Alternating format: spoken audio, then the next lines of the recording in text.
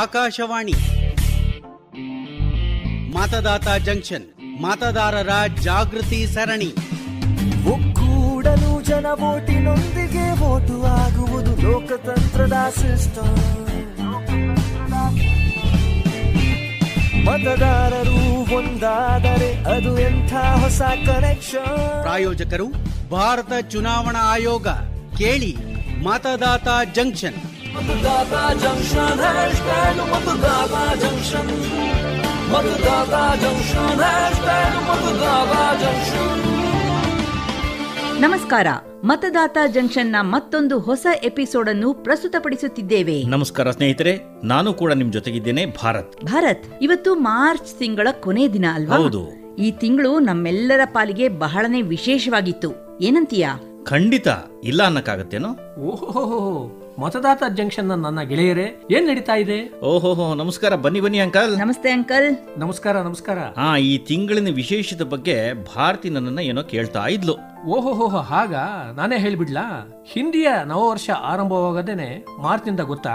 ಆದ್ರೆ uncle, March 22ರಿಂದ ಆರಂಭ ಆಯ್ತು ಅಲ್ವಾ? ಹೌದು. ಈ ನವ ಸಂವತ್ಸರದ ದಿನ ಅಂದ್ರೆ ಮಾರ್ಚ್ 22ರಂದೇ ದೇಶದಾದ್ಯಂತ ಅನೇಕ ಹಬ್ಬಗಳನ್ನು ಆಚರಿಸಲಾಯಿತು. ಅಂಕಲ್, ಹಬ್ಬ ಅಂದ ಕೂಡಲೇ ನಂಗೆ ನೆನಪಾಯ್ತು ನೋಡಿ.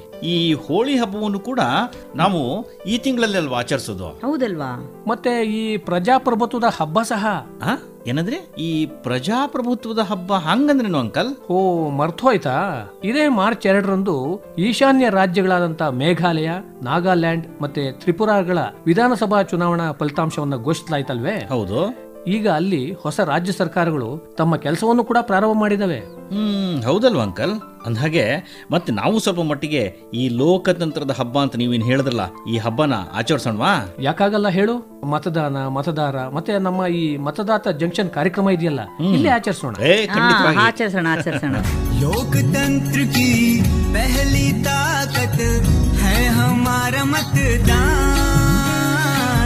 जिम्मेदार यहाँ हर नागरिक की यही तो है पहचान.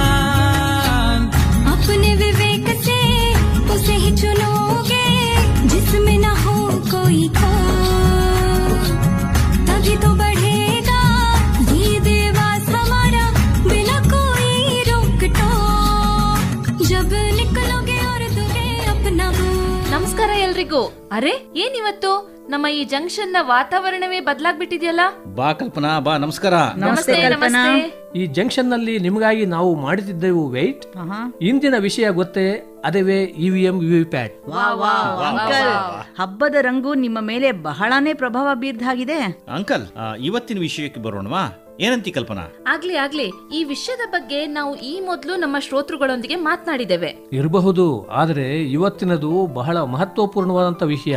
ಯಾಕೆಂದ್ರೆ ಮತದಾರರು ತಮ್ಮ ನೆಚ್ಚಿನ ಉಮೇದುವಾರರನ್ನ ಆಯ್ಕೆ ಮಾಡುವಂತ ಪ್ರಕ್ರಿಯೆಯಲ್ಲಿ ಇದು ಬಹಳನೇ ಮಹತ್ವಪೂರ್ಣವಾದಂತ ಘಟ್ಟ. ಇವಿಎಂಗಳನ್ನ ಉಪಯೋಗಿಸಿ ಚುನಾವಣೆಗಳನ್ನ ನಡೆಸೋದಕ್ಕೆ 1998ರಲ್ಲಿ ನಿರ್ಧಾರ ಆಗಿತ್ತು. ಮತ್ತೆ ಅದೇ ವರ್ಷ ಮಧ್ಯಪ್ರದೇಶ, ರಾಜಸ್ಥಾನ ಮತ್ತು ದೆಹಲಿಯ 16 ವಿಧಾನಸಭಾ ಕ್ಷೇತ್ರಗಳ ಚುನಾವಣೆಯಲ್ಲಿ ಇವಿಎಂ ಪ್ರಯೋಗವನ್ನ ಮಾಡಲಾಯಿತು. ಸರಿನಾ ಕಲ್ಪನಾ? ಸರಿ ಅಂಕಲ್. ಮತ್ತೆ 1999ರಲ್ಲಿ 46 ಲೋಕಸಭಾ ಕ್ಷೇತ್ರಗಳು ಮತ್ತು 2000ರಲ್ಲಿ ಹರಿಯಾಣದ 45 ವಿಧಾನಸಭಾ ಕ್ಷೇತ್ರಗಳ ಚುನಾವಣೆಯಲ್ಲೂ ಇವಿಎಂನ ಬಳಕೆನ ಮಾಡಲಾಯಿತು.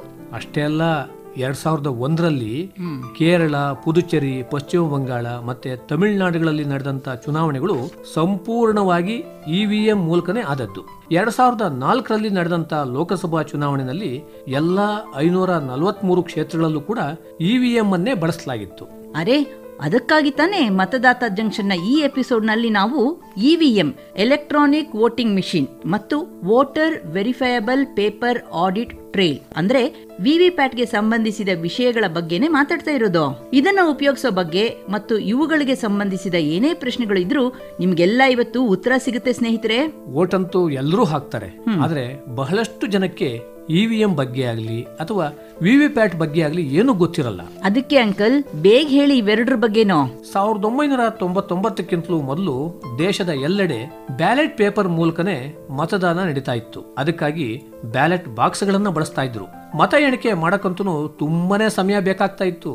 ಬ್ಯಾಲೆಟ್ ಪೇಪರ್ ಮೇಲೆ ಮುದ್ರೆ ಒತ್ತದಾಗ ಅದು ಬೇರೆ ಯಾರೋ ಅಭ್ಯರ್ಥಿಯ ಚಿಹ್ನೆ ಮೇಲೆ ಬಿದ್ದು ಆ ಮತಪತ್ರ ಇನ್ವ್ಯಾಲಿಡ್ ಅನ್ಸ್ಕೊಳ್ತಾ ಇದ್ದ ಸಂದರ್ಭಗಳು ಕೂಡ ಇದ್ವು. ಆದರೆ ಈಗ ಈ ಎಲೆಕ್ಟ್ರಾನಿಕ್ ವೋಟಿಂಗ್ ಮೆಷಿನ್ ನಿಂದಾಗಿ ಮತದಾನ ಸುರಕ್ಷಿತವಾಗಿ ಬಹಳ ಸುಲಭವಾದಂತ ಪ್ರಕ್ರಿಯೆ ಆಗಿದೆ. ಇದರಿಂದ ಮತದಾರರು ವೋಟ್ ಹಾಕುವಂತಹದ್ದು ಮತ್ತೆ ಮತ ಎಣಿಕೆ ಎರಡು ಬಹಳ ಬೇಗನೆ ಮುಗಿಯುತ್ತವೆ. ವಾ ಅಂಕಲ್, ಈಗ ವಿವಿ ಪ್ಯಾಟ್ ಬಗ್ಗೆನೂ ಹೇಳ್ತೀರಾ? ವಿವಿ ಪ್ಯಾಟ್ ಮತದಾರರ ಮತ ಪ್ರಣಾಳಿಯಾಗಿದೆ. ತಾನು ಹಾಕ್ತಂತ ಮತ ಸರಿಯಾದ ರೀತಿಯಲ್ಲೇ ಬಿದ್ದಿದೆ ಎಂಬುದನ್ನ ಮತದಾರನಿಗೆ ಸುನಿಶ್ಚಿತಪಡಿಸುವಂತ ತಂತ್ರಜ್ಞಾನವನ್ನ ಈ ವಿವಿ ಪ್ಯಾಟ್ ಹೊಂದಿದೆ. ಆದ್ರೆ ಅಂಕಲ್, ಇವಿಎಂ ಮತ್ತು ವಿವಿ ಪ್ಯಾಟ್ಗಳು ಹೇಗೆ ಕಾರ್ಯನಿರ್ವಹಿಸುತ್ತೆ? ನಮ್ಮ ಕಲ್ಪನಾ ಈ ಪ್ರಶ್ನೆಗೆ ಉತ್ತರಿಸ್ತಾಳೆ, ಕೇಳಿ. ಮತಗಟ್ಟೆ ಅಧಿಕಾರಿ ಮತದಾರನ ಗುರುತನ್ನು ಖಚಿತಪಡಿಸಿಕೊಂಡ್ಮೇಲೆ ಬ್ಯಾಲೆಟ್ ಬಟನ್ ಒತ್ತಾರೆ. ಆಗ ಮತದಾರ ತನ್ನ ವೋಟ್ ಅನ್ನ ಹಾಕ್ತಾನೆ. ಇವಿಎಂ ಮೆಷಿನ್ ಅಲ್ಲಿ ಅಭ್ಯರ್ಥಿಗಳು ಮತ್ತೆ ಅವರುಗಳಿಗೆ ನೀಡಿದ ಚಿಹ್ನೆಯ ಪಟ್ಟಿ ಇರುತ್ತೆ. ಮತ್ತೆ ಅದಕ್ಕೆ ನೇರವಾಗಿ ನೀಲಿ ಬಟನ್ಗಳಿರುತ್ತೆ. ಮತದಾರ ತಾನು ಯಾವ ಕ್ಯಾಂಡಿಡೇಟ್ಗೆ ವೋಟ್ ಹಾಕ ಬಯಸ್ತಾನೋ ಆ ಕ್ಯಾಂಡಿಡೇಟ್ನ ಹೆಸರಿನ ಮುಂದೆ ಇರುವ ನೀಲಿ ಬಟನ್ ನ ಒತ್ತಬೇಕಾಗತ್ತೆ. ಕಲ್ಪನಾ, ನಮ್ಮ ಶ್ರೋತೃಗಳ ಪರವಾಗಿ ನಂದೊಂದು ಪ್ರಶ್ನೆ ಇದೆ. ಈ ಮತಗಟ್ಟೆ ಅಧಿಕಾರಿ ತನಗೆ ಬೇಕಾದ ಉಮೇದುವಾರನಿಗೆ ಮತ ಬೀಳೋ ಹಾಗೆ ಮತದಾನ ಪ್ರಕ್ರಿಯೆ ಮೇಲೆ ಪ್ರಭಾವ ಬೀರಬಹುದಲ್ವಾ? ನೋಡು ಭಾರತಿ, ಈ ಮತಗಟ್ಟೆ ಅಧಿಕಾರಿ ಇರ್ತಾರಲ್ಲ, ಆತ ಮತದಾರ ತನ್ನ ವೋಟನ್ನ ವೋಟಿಂಗ್ ಯೂನಿಟ್ ನಲ್ಲಿ ಹಾಕೋ ಹಾಗೇನೆ ಕಂಟ್ರೋಲ್ ಯೂನಿಟ್ ನ ಬಟನ್ ಒತ್ತಿ ಅದನ್ನ ಸಕ್ರಿಯಗೊಳಿಸ್ತಾರೆ. ಮತದಾರ ಇವಿಎಂ ನಲ್ಲಿ ತನಗೆ ಬೇಕಾದ ಅಭ್ಯರ್ಥಿಯ ಹೆಸರಿನ ಮುಂದಿರೋ ಬಟನ್ ಒತ್ತಾ ಇದ್ದ ಹಾಗೇನೆ ಆ ಮೆಷಿನ್ ತನ್ನಷ್ಟಕ್ಕೆ ತಾನೇ ಲಾಕ್ ಆಗ್ಬಿಡತ್ತೆ. ಮತ್ತೊಬ್ಬ ಮತದಾರ ವೋಟ್ ಹಾಕುವಾಗ ಮಾತ್ರ ಮತ್ತೆ ಕಂಟ್ರೋಲ್ ಯೂನಿಟ್ ನ ಮತಗಟ್ಟೆ ಅಧಿಕಾರಿ ಸಕ್ರಿಯಗೊಳಿಸಲು ಸಾಧ್ಯ. ಸರಿಯಾಗಿ ಹೇಳಿದೆ ಕಲ್ಪನಾ, ಭೇಷ್. ಅಂಕಲ್, ಹಾಗಾದ್ರೆ ಇವಿಎಂ ವ್ಯವಸ್ಥೆಯಿಂದ ಯಾವ ವೋಟು ಇನ್ವ್ಯಾಲಿಡ್ ಆಗೋದಿಲ್ಲ ಅನ್ಕೊಳ್ತೀನಿ. ಇಷ್ಟೆಲ್ಲ ಹೇಳಿದ್ರ ಅರ್ಥ ಅದೇ ತಾನೆ. ಇವಿಎಂ ವ್ಯವಸ್ಥೆ ಮಾಡಿರೋದೇ ಪಾರದರ್ಶಕ, ಸುರಕ್ಷಿತ ಮತ್ತೆ ದೋಷರಹಿತ ಮತದಾನಕ್ಕಾಗಿ. गणतंत्र की नींव हो, मिट्टी से प्रीत हो, मेहनत का साथ रहे, हौसले की बात रहे, ज्ञान का दीप जले, चुनौती विकराल भले, ऊंचा रहे स्वाभिमान सबका, ऊंचा हो स्वाभिमान, चलो करें मतदान, आओ करें मतदान. ಇವಿಎಂ ಬಗ್ಗೆ ಅಂತೂ ತಿಳ್ಕೊಂಡಿದ್ದಾಯ್ತು. ಈಗ ಇದ್ರ ಜೊತೆಗೆ ಇರೋ ಈ ವಿವಿ ಪ್ಯಾಟ್ ಬಗ್ಗೆನೂ ಒಂದಿಷ್ಟು ವಿಷಯ ತಿಳ್ಕೊಬೇಕಲ್ವಾ ಅಂಕಲ್? ಆಗ್ಲಿ, ಇವಿಎಂ ಮತ್ತೆ ವಿವಿ ಪ್ಯಾಟ್ ಬರೋದೇ ಜೊತೆಯಾಗಿ. ಅದರಲ್ಲಿ ಅನುಮಾನನೇ ಇಲ್ಲ ಅಂಕಲ್. 2013 ಸೆಪ್ಟೆಂಬರ್ 4ರಲ್ಲಿ ನಾಗಾಲ್ಯಾಂಡ್ ನ ನೋಕ್ಸೇನ್ ನ ವಿಧಾನಸಭಾ ಸ್ಥಾನಕ್ಕಾಗಿ ನಡೆದ ಉಪಚುನಾವಣೆಯಲ್ಲಿ ಈ ವಿವಿ ಪ್ಯಾಟ್ ಅನ್ನ ಮೊದಲ ಬಾರಿಗೆ ಉಪಯೋಗಿಸಲಾಯಿತು. ಅಂದ್ರೆ ವಿವಿ ಪ್ಯಾಟ್ ಬಳಕೆಗೆ ಬಂದು ಒಂದು ದಶಕದೇ ಮುಗಿತಾ ಬರ್ತಾ ಇದೆ. ಹಾ ಅಂಕಲ್, ಮತ ಹಾಕಲು ನಾವು ಯಾವ ಕೋಣೆ ಅಥವಾ ಕಂಪಾರ್ಟ್ಮೆಂಟ್ ಗೆ ಹೋಗ್ತೀವೋ ಅದೇ ಜಾಗದಲ್ಲಿ ಬ್ಯಾಲೆಟಿಂಗ್ ಯೂನಿಟ್ ಮತ್ತು ವಿವಿ ಪ್ಯಾಟ್ ಗಳನ್ನ ಕೇಬಲ್ ಸಹಾಯದಿಂದ ಕಂಟ್ರೋಲ್ ಯೂನಿಟ್ ಗೆ ಸಂಪರ್ಕಿಸಿ ಇಟ್ಟಿರ್ತಾರೆ. ಒಬ್ಬ ಮತದಾರ ತನ್ನ ಆಯ್ಕೆಯ ಅಭ್ಯರ್ಥಿ ಮತ್ತೆ ಚಿಹ್ನೆಯ ಮುಂದಿರೋ ನೀಲಿ ಬಟನ್ ಒತ್ತಿದ ಕೂಡ್ಲೆ ಆ ಅಭ್ಯರ್ಥಿಯ ಚಿಹ್ನೆಯ ಮುಂದಿರೋ ಕೆಂಪು ದೀಪ ಹತ್ಕೊಳ್ಳತ್ತೆ. ಒಂದು ದೀರ್ಘವಾದ ಬೀಪ್ ಧ್ವನಿ ಆಮೇಲೆ ಕೇಳಿಸುತ್ತೆ. ಇದರಿಂದ ತಾನು ಹಾಕಿದ ಮತ ಸರಿಯಾಗಿಯೇ ನಮೂದಾಗಿದೆ ಅನ್ನೋದ್ರ ಬಗ್ಗೆ ಮತದಾರನಿಗೆ ಶ್ರವ್ಯ ಹಾಗೇನೆ ದೃಶ್ಯ ಎರಡೂ ಬಗೆಯಲ್ಲಿ ಸಂಕೇತ ದೊರೆತ ಹಾಗಾಗತ್ತೆ. ಜೊತೆಗೆ ಈ ವೋಟ್ ಹಾಕಿದ ತಕ್ಷಣ ವಿವಿ ಪ್ಯಾಟ್ ಒಂದು ಪ್ರಿಂಟೆಡ್ ಸ್ಲಿಪ್ ಅನ್ನ ಸಿದ್ಧಪಡಿಸುತ್ತೆ. ಅದರಲ್ಲಿ ಮತದಾರನಿಂದ ಆಯ್ಕೆಯಾದಂತ ಪಕ್ಷದ ಚಿಹ್ನೆ, ಉಮೇದುವಾರನ ಹೆಸರು ಮತ್ತೆ ಅವರ ಕ್ರಮ ಸಂಖ್ಯೆ ಪ್ರಿಂಟ್ ಆಗಿರುತ್ತೆ. ಆ ಸ್ಲಿಪ್ ನೋಡಿದ ಕೂಡಲೇ ಆ ಮತದಾರ ತಾನು ಯಾರಿಗೆ ಮತ ಹಾಕೋದಕ್ಕೆ ಬಟನ್ ಒತ್ತಿದನೋ ಆ ಅಭ್ಯರ್ಥಿಗೆ ತನ್ನ ಮತ ಹೋಗಿದೆಯೋ ಇಲ್ವೋ ಎನ್ನೋದನ್ನ ಕ್ರಾಸ್ ಚೆಕ್ ಮಾಡ್ಕೋಬಹುದು.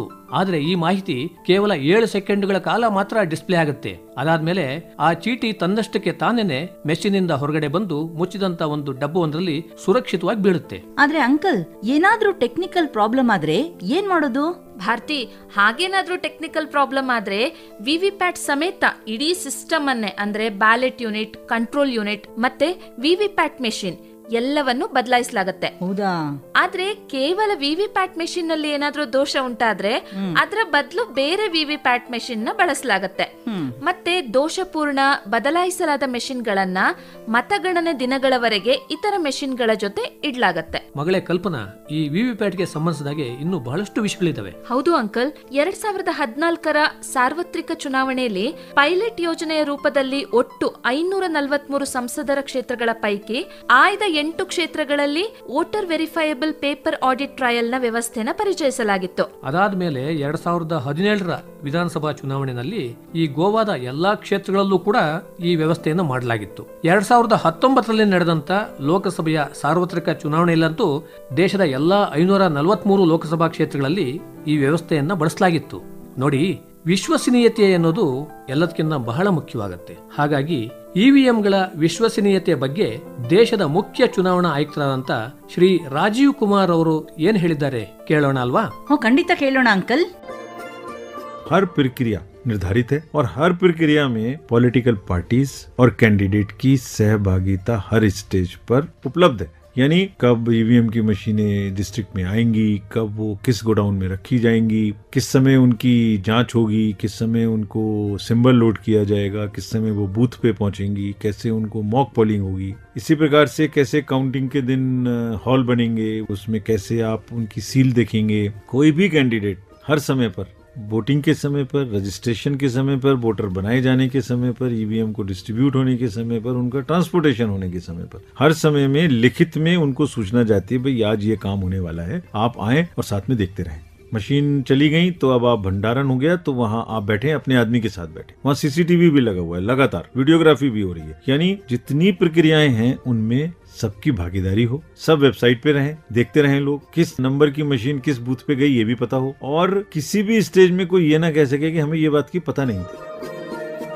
ಅರೆ ವಾಹ್, ದೇಶದ ಮುಖ್ಯ ಚುನಾವಣಾ ಆಯುಕ್ತರಾದಂತ ಶ್ರೀ ರಾಜೀವ್ ಕುಮಾರ್ ಅವರು ಅದೆಷ್ಟು ವಿಷಯ ತಿಳಿಸಿದ್ದಾರೆ ಅಂದ್ರೆ ಮಾಹಿತಿಯ ಸುರಿಮಳೆಯೇ ಆಗ್ಬಿಟ್ಟಿದೆ. ಪಾರಂಪರಿಕ ಮತದಾನಕ್ಕಿಂತ ಇವಿಎಂ ಮೂಲಕ ಮಾಡುವಂತ ಮತದಾನ ಹೆಚ್ಚು ಸರಳ ಮತ್ತೆ ಸುಗಮ. ಮೊದಲೆಲ್ಲ ಈ ಪ್ರಕ್ರಿಯೆಗೆ ಉದ್ದುದ್ದ ಮತಪತ್ರಗಳು, ಅವುಗಳನ್ನ ಸರಿಯಾಗಿ ಮಡಚುವಂತ ಬಗೆ, ಬ್ಯಾಲೆಟ್ ಬಾಕ್ಸ್ ನಲ್ಲಿ ಅವುಗಳನ್ನ ಸರಿಯಾಗಿ ಹಾಕುವಂತ ವಿಧಾನ ಎಲ್ಲ ಸೇರಿ ಬಹಳನೇ ಒಂದ್ ರೀತಿ ಕ್ಲಿಷ್ಟಕರವಾಗಿತ್ತು. ಆದ್ರೆ ಈಗ ಈ ರೀತಿಯ ಯಾವುದೇ ಜಂಜಾಟಗಳಿಲ್ಲ. ಜೊತೆಗೆ ಇವಿಎಂ ಮತ್ತೆ ವಿವಿ ಪ್ಯಾಟ್ಗಳಿಂದಾಗಿ ಚುನಾವಣೆಗಳು ಹೆಚ್ಚು ಸುರಕ್ಷಿತ ಆಗಿದಾವೆ ಮತ್ತೆ ವಿಶ್ವಸನೀಯ ಕೂಡ ಆಗಿದಾವೆ. ಎಂತ ಮಾತು ಹೇಳಿದ್ರಿ ಅಂಕಲ್. ನಾ ಭಾರತ, ನನ್ನಲ್ಲಿದೆ ಭಾರತ, ನಾನು ಶಕ್ತಿ, ನನ್ನಲ್ಲಡಗಿದೆ ಶಕ್ತಿ. ಭಾರತ್, ಇದೀಗ ನಮ್ಮ ಶ್ರೋತೃಗಳ ಸಮಯ ಬಂದೇ ಬಿಡ್ತು. ಕರೆಕ್ಟ್ ಆಗಿ ಹೇಳಿದೆ ಭಾರತಿ. ಬನ್ನಿ ಕೇಳೋಣ ಇವತ್ತಿನ ರೆಕಾರ್ಡಿಂಗ್. ಕೇಳಿಸು. मैं एक दिव्यांग मतदाता हूँ. मेरा नाम इंदर सिंह बहरा है, सुल्तानपुरी, दिल्ली से. ये जो मतदाता जंक्शन नाम का प्रोग्राम शुरू हुआ है, इस प्रोग्राम से हम देश के जितने भी मतदाता लोग हैं हर तरह से मतदान के रूप में जागरूक होते हैं और मतदाता के प्रत्येक चीज को हम लोग इस प्रोग्राम के माध्यम से समझ सकते हैं. सबसे बड़ी बात तो ये है कि जो ये व्हाट्सएप नंबर चालू किया है जिससे कि हम भी आप लोगों से जोड़ सकते हैं और अपनी योग्यता दिखा करके अपनी वॉइस या पूछे गए प्रश्न के उत्तर आदि देकर हम भी मतदाता जंक्शन में भाग लेकर के एक विनर बन सकते हैं. ಶ್ರೋತೃಗಳೇ, ನೀವು ಸಹ ಇದೇ ರೀತಿ 9999031950 ಈ ನಂಬರ್ಗೆ ವಾಟ್ಸ್ಆಪ್ ಮೂಲಕ ನೀವು ರೆಕಾರ್ಡಿಂಗ್ ಗಳನ್ನು ಕಳಿಸಬಹುದು. ಈಗ ಕಳೆದ ವಾರದ ಪ್ರಶ್ನೆ ಮತ್ತೆ ಅದರ ಉತ್ತರದ ಸಮಯ ನೋಡು. ಏನ್ ಪ್ರಶ್ನೆ ಕೇಳಿದ್ವಿ? CSOದ ವಿಸ್ತೃತ ರೂಪ ಏನು ಅನ್ನೋದು ಕಳೆದ ವಾರದ ನಮ್ಮ ಪ್ರಶ್ನೆ ಆಗಿತ್ತು. ಇದಕ್ಕೆ ಸರಿಯಾದ ಉತ್ತರ ಸಿವಿಲ್ ಸೊಸೈಟಿ ಆರ್ಗನೈಸೇಷನ್ ಅಂತ ಹೇಳಿ. ದೇಶದ ಮೂಲೆ ಮೂಲೆಯಿಂದ ಲೆಕ್ಕವಿಲ್ಲದಷ್ಟು ಜನ ಉತ್ತರವನ್ನ ಕಳಿಸಿದ್ದಾರೆ. ಇದರಲ್ಲಿ ವಿಜೇತರಾದ ಭಾಗ್ಯಶಾಲಿಗಳು ಎಂದರೆ ಎಸ್ ಷಣ್ಮುಗ ಸುಂದರಂ, ಕೃಷ್ಣರಾಜಪುರ ಅಗ್ರಹಾರ, ಮಣಿನಗರಂ, ಮಧುರೈ, ತಮಿಳುನಾಡು. ಬಹುಮಾನ ವಿಜೇತರಿಗೆ ಅಭಿನಂದನೆಗಳು. ಇನ್ನು ನಮ್ಮ ಈ ವಾರದ ಪ್ರಶ್ನೆ, ಭಾರತದಲ್ಲಿ ವಿವಿಪ್ಯಾಟ್ ಅನ್ನು ಮೊದಲ ಬಾರಿಗೆ ಯಾವಾಗ ಉಪಯೋಗಿಸಲಾಯಿತು? ಪ್ರಶ್ನೆಯನ್ನ ಮತ್ತೊಮ್ಮೆ ಸರಿಯಾಗಿ ಕೇಳಿಸ್ಕೊಳ್ಳಿ. ಭಾರತದಲ್ಲಿ ವಿವಿಪ್ಯಾಟ್ ಅನ್ನು ಮೊದಲ ಬಾರಿಗೆ ಯಾವಾಗ ಉಪಯೋಗಿಸಲಾಯಿತು? ಸರಿ ಉತ್ತರವನ್ನು ನೀವು 9999031950ಗೆ ಬರುವ ಸೋಮವಾರದ ಒಳಗೆ ಕಳುಹಿಸಬೇಕು. ಭಾರತ್, ಗಡಿಯಾರದ ಕಡೆ ನೋಡ್ತಾ ಇದೀಯಾ? ಓ ಹೌದಲ್ವಾ. ಈಗ ನಾವು ನಮ್ಮ ಕೇಳುಗರಿಗೆ ವಿದಾಯ ಹೇಳುವಂತಹ ಸಮಯ ಬಂದಿದೆ. ಸ್ನೇಹಿತರೆ, ಮುಂದಿನ ವಾರ ಇದೇ ವೇಳೆಗೆ ಇದೇ ಮೀಟಿಂಗ್ ಪಾಯಿಂಟ್ ಮತದಾತ ಜಂಕ್ಷನ್ ಕಾರ್ಯಕ್ರಮದಲ್ಲಿ ಮತ್ತೊಂದಷ್ಟು ಹೊಸ ವಿಷಯಗಳೊಂದಿಗೆ ಮತ್ತೆ ಸಿಗೋಣ. ಅಲ್ಲಿವರೆಗೂ ಭಾರತ್ ಹಾಗೂ ಭಾರತಿ ಮಾಡುವ ನಮಸ್ಕಾರ. ಕೂಡಲು ಜನ ವೋಟಿನೊಂದಿಗೆ ವೋಟು ಆಗುವುದು ಲೋಕತಂತ್ರದ ಸಿಸ್ಟಮ್. ಮತದಾತ ಜಂಕ್ಷನ್ ಮತದಾರರ ಜಾಗೃತಿ ಸರಣಿ ಪ್ರಾಯೋಜಕರು ಭಾರತ ಚುನಾವಣಾ ಆಯೋಗ. मतदाता जंक्शन हैशटैग मतदाता जंक्शन, मतदाता जंक्शन हैशटैग मतदाता जंक्शन.